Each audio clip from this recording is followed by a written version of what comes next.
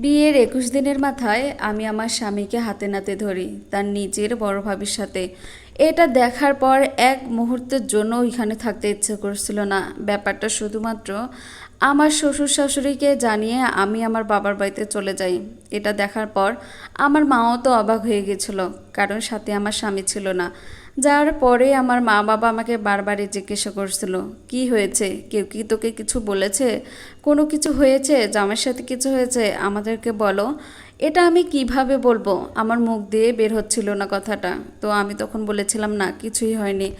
আমি যেহেতু বলছিলাম না, আবার আমার চোখও লাল হয়ে গিয়েছিল। আমি কান্না কোনোভাবেই থামাতে পারতেছিলাম না। আমার বাবা আমার স্বামীকে ফোন দিয়ে জানার চেষ্টা করে যে কি হয়েছে আমার সাথে। তো আমার স্বামীও কিছু বলেনি। তারপর আমার শাশুড়িকে ফোন দিয়েছিল। আমার শাশুড়ি বলেছিল ও একটু রাগ করে চলে গেছে। তারাই বা কীভাবে বলবে, তাদের তো আর মুখ নেই। তো আমার মা কিন্তু এটা বুঝতে পেরেছে যে এটা ব্যাপার না, অন্য কিছু এর মধ্যে আছে। বারবার জিজ্ঞাসা করছিল, মায়ের মন তো বুঝতেই পেরেছে। আর এদিকে আমিও মাঝে মাঝে কান্না করতাম।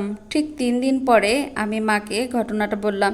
তো মাও শুনে অনেক রাগারাগি করলো। আমি মাকে বললাম যে বিয়ের আগে একটু তো ভালো করে খোঁজখবর নিয়ে আমাকে বিয়ে দিতে পারতে।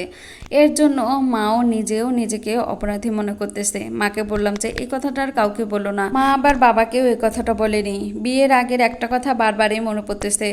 আমার যা 4বার আমাকে দেখতে এসেছিল। 2বার আমার স্বামীর সাথে, একবার শ্বশুর শাশুড়ির সাথে, একবার নিজে এসেছিল।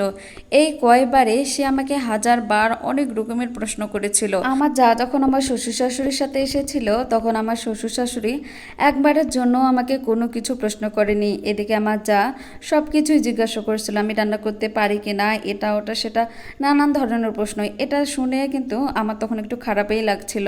তখন কি করব, তখন তো আমি নতুন, ওদের মুখের ওপর তো আবার কথা বলতে পারবো না। তাই চুপচাপ সব কিছুর উত্তর দিয়ে দিয়েছিলাম। এটা নিয়ে আমার পরিবারের সবাই একটু বলেছিল, ভাবি এতবার দেখতে আসতেছে কেন, আর এত ধরনের প্রশ্নই বা কেন করতেছে। তারপর বিয়ে ঠিক হলো। এর মধ্যে এসব নিয়ে আর কেউ কখনো ভাবেনি। আমি আমার বাবার বাড়িতে আসার 5 দিন পরে আমার ননাস আর ননাসের স্বামী এসেছিল আমাকে নিয়ে যাওয়ার জন্য। কিন্তু আমি তখনও যাইনি, কারণ আমার একটুও যেতে ইচ্ছে করছিল না। যখনই ওই মুহূর্তের কথাটা আমার চোখের সামনে ভাসছিল, কেন জানি আমার স্বামীর প্রতি ঘৃণা লাগছিল। আমি যে ওইখানে যাব এটা শুনলে আমার মাথাটা ঘুরতেছিল, পুরো দুনিয়াটা অন্ধকার হয়ে যাচ্ছিল। তো আমার ননাস আর ননাসের স্বামীকে আমি বললাম যে আমি এখানে যেতে পারবো না। আর তাদেরকেও সব কিছু খুলে বললাম যে আমি এখানে কিভাবে যাব, যার সাথে সংসার করব সে পরকীয়া আসক্ত, আর সেটা দূরের কেউ না, একদম ওই বাড়িতেই থাকে। তাদের দুজনকে একসাথে দেখে আমি কিভাবে সংসার করে যাব। এটা বলার পর আমার ননাসও আর আমাকে তেমন একটা জেদ করেনি। আমার ননাসও সেদিন চলে গিয়েছিল। তার 2 দিন পর আবার আমার শ্বশুর শাশুড়ি এসেছিল। শাশুড়ি আমাকে বারবার বলছিল, চলো মা এবার যাও, এবার আমি দায়িত্ব নিচ্ছি, আর এরকম কখনোই হবে না। আমার মা আমার শাশুড়িকেও অনেক কথাই বলল। এর মধ্যে কিন্তু আমার স্বামী আমাকে একবারের জন্য ফোন দেয়নি। আমার শাশুড়িকে এই কথাটা বললাম। আমার শাশুড়ি বলল, হয়তো তার লজ্জা লাগছে, তার জন্য ফোন দেয়নি, তুমি আমার সাথে চলো।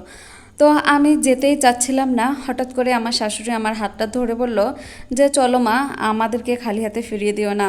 আমার শাশুড়ি যখন হাত ধরেছে, আমি আর নিজেকে না করতে পারলাম না। তখন আমিও আমার শ্বশুর শাশুড়ির সাথে ওই দিনে চলে গিয়েছিলাম। আবার এটাও ভাবছিলাম যে এই কথাটা যদি আমার বাবা শোনে, তাহলেও অনেক কষ্ট পাবে। আশেপাশের সবাই বলবে যে কোন জায়গার মেয়ে বিয়ে দিয়েছো যে 21 দিনের মাথায় মেয়ের সাথে এরকম হচ্ছে। তো এটা ভাবার পর সেদিন আমি আমার শাশুড়ির সাথে চলে গিয়েছিলাম।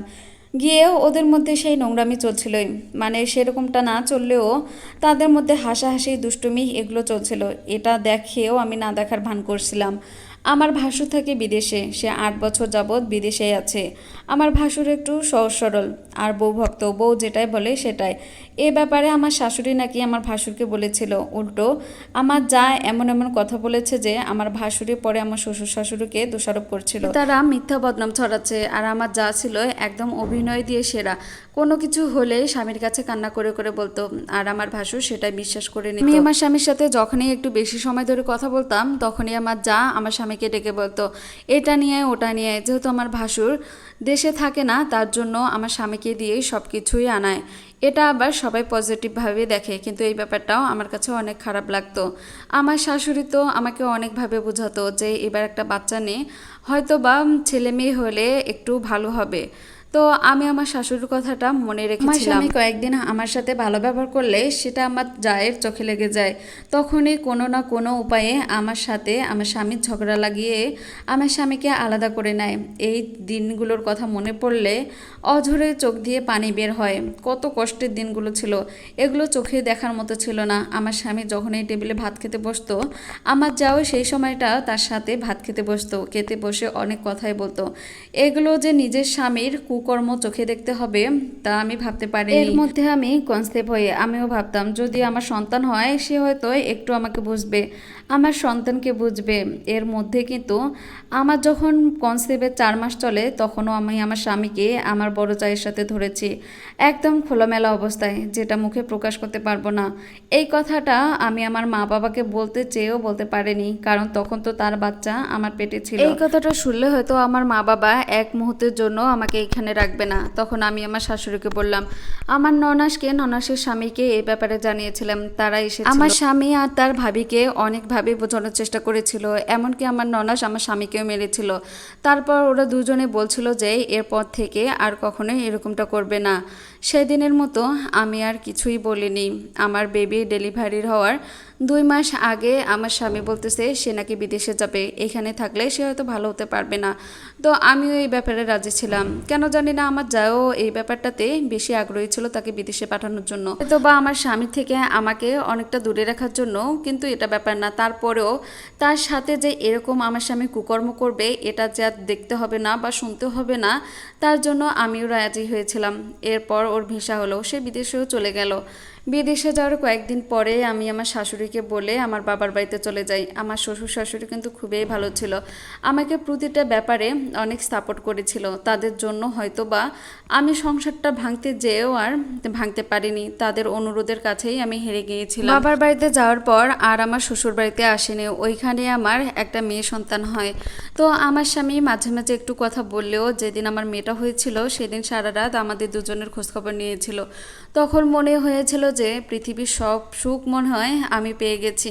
আমার স্বামী আমার খোঁজখবর নিচ্ছে, কতই না ভালো লাগছিল। এর খরচ আমার খরচ কি সুন্দরভাবে দিচ্ছিল, কোনো কিছুই তাকে বলতে হয় না, নিজে থেকেই আমাদেরকে টাকা পাঠিয়ে দিয়েছিল। কিন্তু তারপরেই আবার ধীরে ধীরে কমে যায়। জানি না ওই মহিলার চক্করে আবার পড়েছে কিনা। আমার মেয়ে হবার পর আমার শ্বশুর শাশুড়ি কয়েকবার এসেছিল আমার মেয়েকে দেখতে, কিন্তু ওই মহিলা আসেনি। আমিও আর তার মুখটা দেখতে চাই না। আমার মেয়ের আগামী মাসের 20 তারিখে 1 বছর হবে। এর মধ্যে আমার স্বামী একদম কথা বলাই বন্ধ করে দিয়েছে। প্রায় 1 মাস পর 1.5 মাস পর এরকম একবার দুইবার করে ফোন দিয়ে তার মেয়ের কথা বলে। আমিও ফোন রিসিভ করি, কারণ সে তো তার বাবা, তার কথা শুনতেই পারে। আমার তার ওপর কোনো অভিযোগ নেই, কিন্তু তার সাথে আমি সংসারটা করবো কিনা এটা নিয়েই ভেবে পাচ্ছি না।